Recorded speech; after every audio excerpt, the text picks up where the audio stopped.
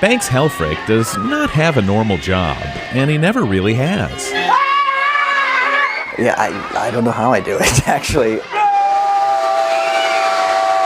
So how has he made it through life without one?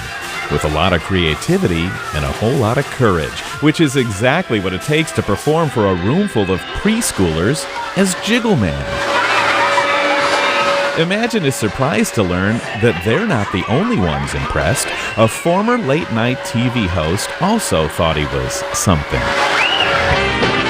A guy in a specially made ball. That's right. Bouncing up and down. Now, I'm telling you, that's something. David Letterman had Jiggleman on his show 8 times, and Banks thinks he understands why. When you see somebody do something that they're really happy doing, or they're really into it, I mean, it just makes you want to do it. It's kind of like laughter. If one person starts laughing, then you can't help but start laughing, and then laughing, and everybody is laughing. And then I think when people see what I do, oh my God, how can that guy do that?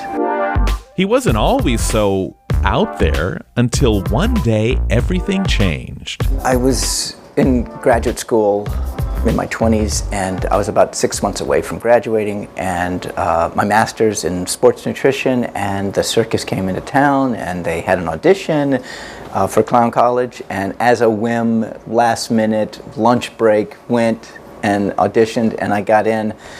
And I think there was a little bit of resentment from my family of like, what the heck are you doing?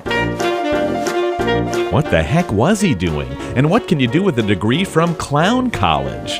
Well, he was one of only a few graduates selected to join the Ringling Brothers Circus, and with them he traveled the U.S. and spent a year in Japan. After that, he found work at Universal Studios Florida, where for the next 10 years he played the manic and mute Harpo Marx. Then he realized something. He'd spent years doing characters that did not speak, but there was a lot he wanted to say, and to do that, he found a way to make feature-length movies. It got into like one film festival, and that was all it needed to me to go, I'm making my next one. So I made my next one, and that one got into no festival. I don't think so. And then I thought, I'm on the roll. I'm going to keep on making them. I love to. And he has. Banks has become an independent filmmaker, a prolific one. He's already completed 8 films, with a 9th on the way. Oh boy, how would I describe them? I guess if the audience laughs, it's a comedy. If they cry, it's a drama. And if they walk out, it's a tragedy. And I've got all those, actually. Mr. I always write my ending first, so I know exactly where I'm going. Doesn't have a damn ending?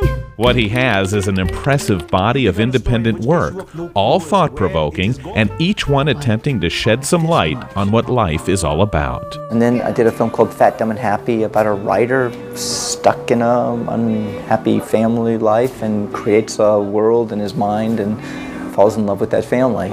Then I did one called The Awe of Life, which was probably the most critically acclaimed film, which about a guy who meets himself at different stages in his life and kind of figures out that, hey, I can't do anything to change myself except for now.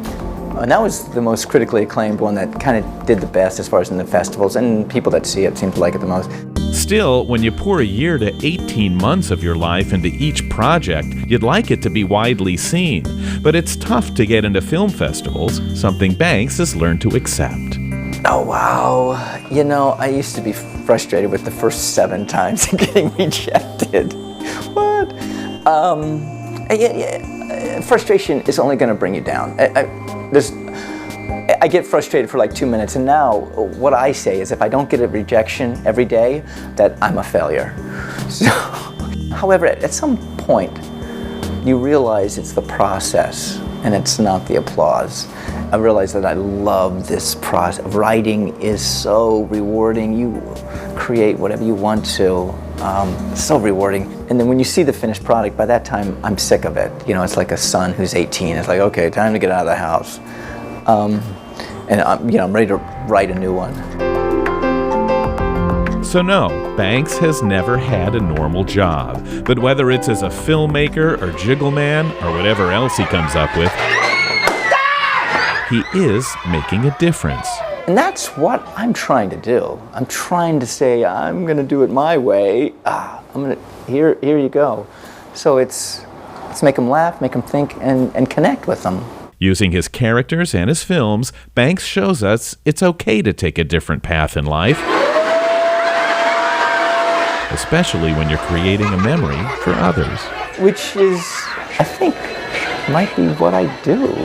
I do stuff that no one else has the guts to do.